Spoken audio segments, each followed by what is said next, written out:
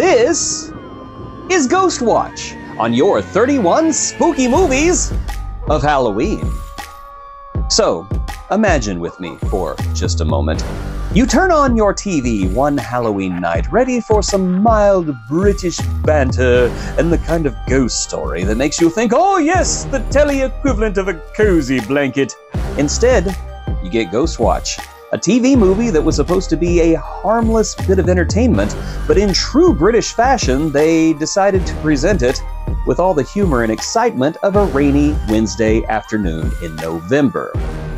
Ghostwatch is a 1992 BBC television movie that aired as a Halloween special, and it seemed like your typical live investigation of a haunted house. The plot centers around a live broadcast investigating the haunting of a suburban home where a single mother and her two daughters are apparently being terrorized by a spirit named Pipes. Because nothing says menacing supernatural force like naming a ghost after household plumbing. Of course, I guess it could be worse. They could have named him the Lou. Over the course of the night, Ghostwatch plays out as a slow burn of spooky happenings, doors creaking, strange noises, and the kids getting more and more freaked out. Of course, we all know in 2024 that it's all fake. It was always fake.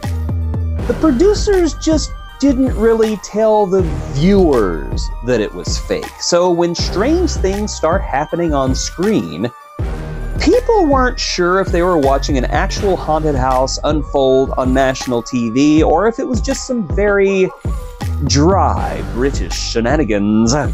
In either case, absolute chaos followed. Viewers were convinced that they were seeing something real, and to be fair, in a time before the internet was fact-checking everything in real time, it really was easy to be fooled.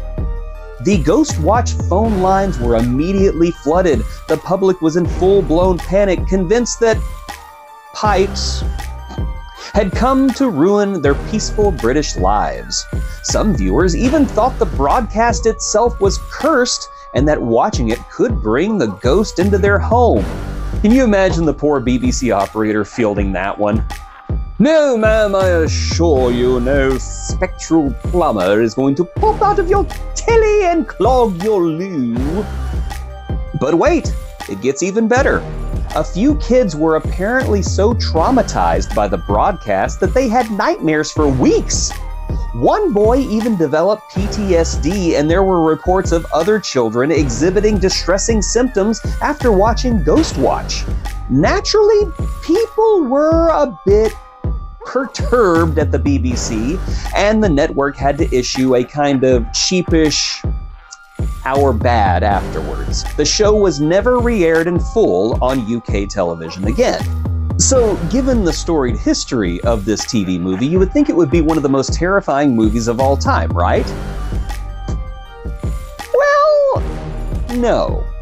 Ghostwatch's status as one of the scariest things to ever hit British television is largely overblown and exaggerated. Especially since about a decade or two later, Doctor Who gave us the gas mask kid, which is, ask me, it's way scarier. The concept of Ghostwatch is undeniably unique, especially for its time. It's essentially the precursor to the whole found footage genre that Blair Witch and Paranormal Activity would later capitalize on, but with that distinctly British flavor. You know, the one where everything's done in the most unenthusiastic, understated way possible.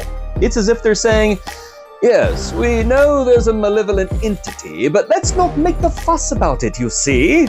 And that's where things get interesting, at least in theory.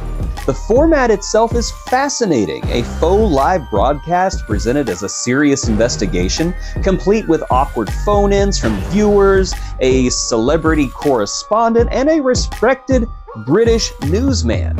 Really, it does have potential. It's a bold, creative idea, especially for 1992. This wasn't just some campy ghost story. This was intended to feel real, which is probably why it scared the tweed out of half of the country. So we got a great concept on our hands, but here's where I have to break it to you. While the idea of Ghostwatch is interesting, in execution, it's a bit of a snooze fest. Watching this movie is kind of like waiting for tea to steep. I mean, sure, you know something's going to happen eventually, but it's going to take its sweet time, and you're going to spend most of that time wondering if you should have just microwaved a cup of instant. Some British person out there just got really offended at that last sentence. And I don't blame you. Don't microwave your tea. The presentation here is so dry, and I mean like dry, the levels of dry that Ben Shapiro's wife is accustomed to. The host treats the investigation with all the enthusiasm of a tax audit, and for long stretches of the movie, you're just kind of sitting there, waiting for something, anything spooky to happen. They're asking residents about the ghost in the same way you'd ask about somebody's latest trip to 7-Eleven. There's a lot of talking, a lot of setting up equipment, and a lot of staring at the screen wondering if you're watching a ghost story or a particularly slow episode of Antiques Roadshow. Now, to be fair, there are some creepy moments in this movie.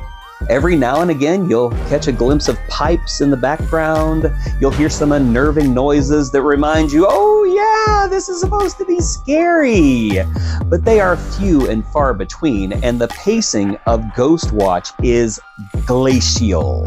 So slow that I think even Ghost Story would get bored with it and say, hey, can you speed it up a bit? We're not getting any younger here.